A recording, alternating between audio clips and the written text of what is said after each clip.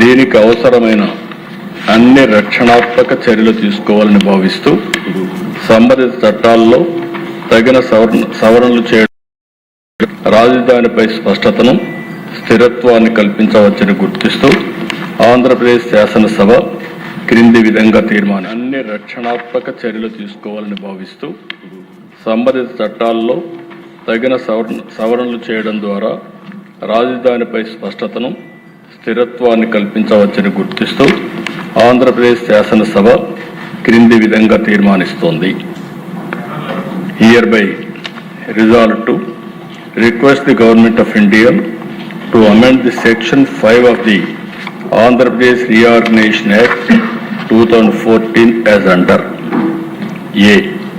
To include the word at Amaravati to subsection 2 of Section 5. B.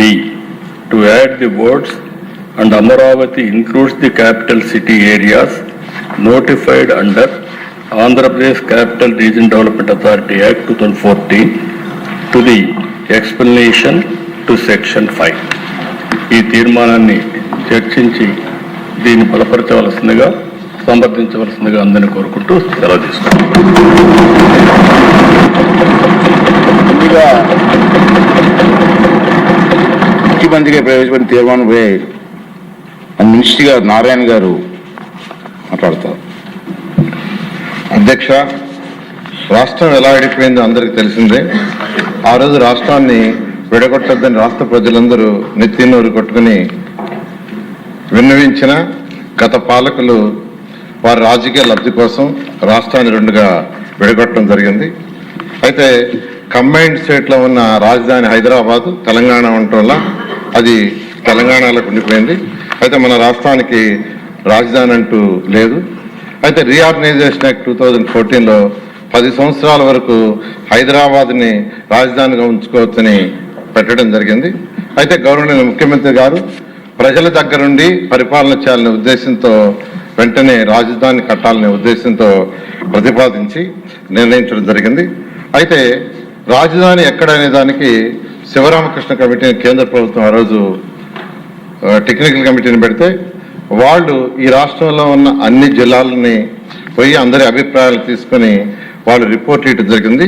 ఆ రిపోర్ట్లో ముఖ్యంగా అనేక మార్గాల్లో వాళ్ళు తీసుకున్న రిపోర్ట్లో 5380 మంది దగ్గర అభిప్రాయాలు సేకరిస్తే ఈ అభిప్రాయంలో ఎక్కువ మంది అంటే 11,156 మంది విజయవాడ గుంటూరు మధ్య క్యాపిటల్ సిటీ ఉంటే బాగుంటుంది ఇవ్వటం, విజయవాడ దగ్గర 663 మంది, విశాఖపట్నం దగ్గర 507, గుంటూరు దగ్గర 372, కర్నూలు 320, ఒంగోలు 265, రాజమండ్రి 139, తిరుపతి 113, దొనకొండ 116 మంది, మిగిలిన డిఫరెంట్ ప్లేస్లో 1037 మంది అభిప్రాయాలు ఇచ్చారు. అధ్యక్ష, ఎక్కువ మంది పెరుగుచ్చింది విజయవాడ గుంటూరు మధ్య క్యాపిటల్ సిటీ ఉండాలని నిర్ణయించడం. అయితే శివరామకృష్ణ కమిటీ రాష్ట్ర ప్రభుత్వాన్ని నిర్ణయించుకుని ఫైనల్గా దాంట్లో చెప్పడం, గౌరవనీయ ముఖ్యమంత్రి గారు అన్నీ ఆలోచించి రోడ్డు మార్గము, రైలు మార్గము, విమాన మార్గాలు, అదేవిధంగా ఓడరేవులు దగ్గరగా ఉండేటట్టుగా, అదేవిధంగా ఉత్తరాంధ్రలో చివరి జిల్లా అయిన శ్రీకాకుళంకి, అదేవిధంగా రాయలసీమలో చివరి జిల్లా అయిన అనంతపురంకి సమదూరంలో ఉండేటట్టుగా గుంటూరు, కృష్ణ ఈ 2 జిల్లాల మధ్య అమరావతి రాజధానిని నిర్ణయిస్తామని సెప్టెంబర్ 4, 2014 అసెంబ్లీలో ప్రకటన చేయడం జరిగింది. అధ్యక్ష, అయితే ఇక్కడ గవర్నమెంట్ ల్యాండ్ లేదు. అయితే ల్యాండ్ పుల్లింగ్లో తీసుకోవాలని గౌరవనీయ ముఖ్యమంత్రి గారు నిర్ణయించడం జరిగింది. అయితే ప్రతిపక్షంలో ఉన్న వైఎస్ఆర్సీపీ నాయకులు ఇక్కడ క్యాపిటల్ సిటీ రాకూడదని వారు 250 కార్లు వేసుకుని ఈ యొక్క క్యాపిటల్ సిటీ ఏదైతే అనుకున్నామో అక్కడ రైతులందరినీ కలిసి రైతులందరినీ రెచ్చగొట్టడం జరిగింది. అయితే ఏ ఒక్క రైతు కూడా వాళ్ళ చెప్పిన మాట ఇలా అందరూ తిరస్కరించడం జరిగింది. అదేవిధంగా పొలాలను తగలబెట్టారు ఇక్కడ భయభ్రాంతులు చేయటానికి. అదేవిధంగా వరద ముప్పు వస్తుంది, ఇక్కడ రాజధాని కడితే అది మునిగిపోతుందన్నారు. అదేవిధంగా భూకంపాలు వస్తాయన్నారు. ఇక్కడ ఎక్కువ భూకంపాలు వస్తాయని అది కూడా కౌన్సిల్లో కూడా డిస్కస్ చేశారు వాళ్ళే క్వశ్చన్ వేసి. అదేవిధంగా ఈ యొక్క ల్యాండ్ నిర్మాణానికి పనికిరాదని చెప్పటం, ఇలా అనేక దుష్ప్రచారాలు చేసి చేయటం జరిగింది అధ్యక్ష.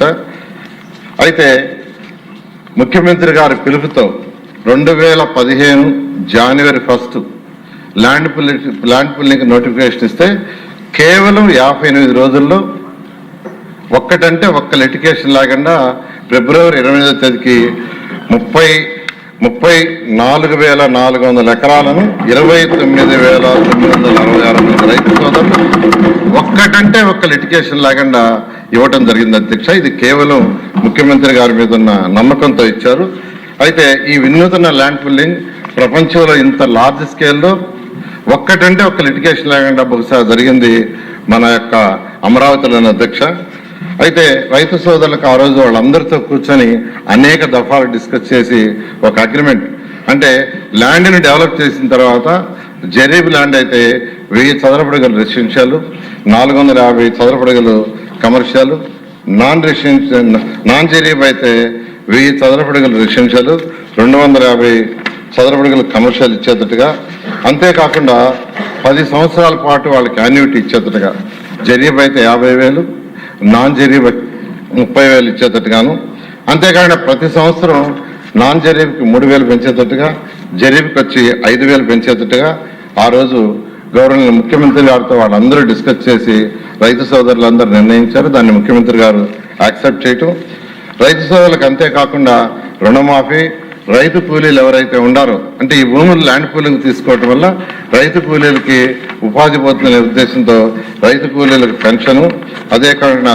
స్కిల్ డెవలప్మెంట్ చేసి వాళ్ళకు ఉద్యోగాలు వచ్చే విధంగా చేయటం, ఉచిత విద్య, ఉచిత వైద్యం, అన్నా క్యాంటీన్ వంటి సదుపాయాలు కల్పించడానికి అంగీకరించి అవన్నీ చేయటం జరిగింది అధ్యక్ష. అయితే ల్యాండ్ పుల్లింగ్ అయిన తర్వాత, అంటే వైసీపీ నాయకులు ఎన్ని ఇబ్బందులు పెట్టినా, ఎన్ని దుష్ప్రచారాలు చేసినా, ల్యాండ్ చేతికి వచ్చిన తర్వాత ప్రపంచంలో ఉన్న టాప్ 5 సిటీస్లో ఒక సిటీగా అమరావతిని కట్టాలని గౌరవనీయ ముఖ్యమంత్రి గారు సింగపూర్ ప్రభుత్వం ఈ యొక్క లేఅవుట్స్ డిజైన్ చేయడంలో చాలా ఎక్స్పర్ట్స్, వారిని గౌరవనీయ ముఖ్యమంత్రి గారు సంప్రదించడం, వారు వెంటనే ఒక MOU మనతో కుదుర్చుకొని వాళ్ళు ప్లాన్ చేసి ఇవ్వడానికి నిర్ణయించారు. వాళ్ళు 3 రకాల ప్లాన్లు ఇచ్చారు అధ్యక్ష. ఒకటి capital region concept master plan, reason మొత్తానికి కాన్సెప్ట్, అదేవిధంగా క్యాపిటల్ సిటీ మాస్టర్ ప్లాన్, సిటీకి 217 చదరపు కిలోమీటర్లకి మాస్టర్ ప్లాను, అదేవిధంగా సీడ్ క్యాపిటల్ మాస్టర్ ప్లాన్, ఈ 3 ప్లాన్లు ఇచ్చారు అధ్యక్ష. ఈ ప్లాన్లలో కూడా గవర్నర్ ముఖ్యమంత్రి గారి యొక్క సలహా మేరకు 9 నగరాలని, ఒకటి government complex, justice city, finance city, knowledge city, electronic city, health city, sports city, అదేవిధంగా మీడియా సిటీ, టూరిజం సిటీని అన్ని 9 నగరాలకు యాక్చువల్గా దాన్ని డిజైన్ చేయడం జరిగింది అధ్యక్ష. అదేవిధంగా 30% ఏరియాని గ్రీన్ అండ్ బ్లూగా, ఈ 217 చదరపు కిలోమీటర్లో 30% ఏరియాని గ్రీన్ అండ్ బ్లూగా పెట్టారు. ఆ విధంగా యాక్చువల్గా ఈ యొక్క ప్లాన్ని వాళ్ళు ఇవ్వటం జరిగింది అధ్యక్ష. అయితే ఇందులో 27 టౌన్షిప్లు కూడా పెట్టారు. ప్రతి టౌన్షిప్కి పార్కులు, స్కూల్స్, హాస్పిటల్స్, కమర్షియల్ కంపెనీ అనేక సదుపాయాలు యాక్చువల్గా చేయటం జరిగింది అధ్యక్ష. అదేవిధంగా ఐకానిక్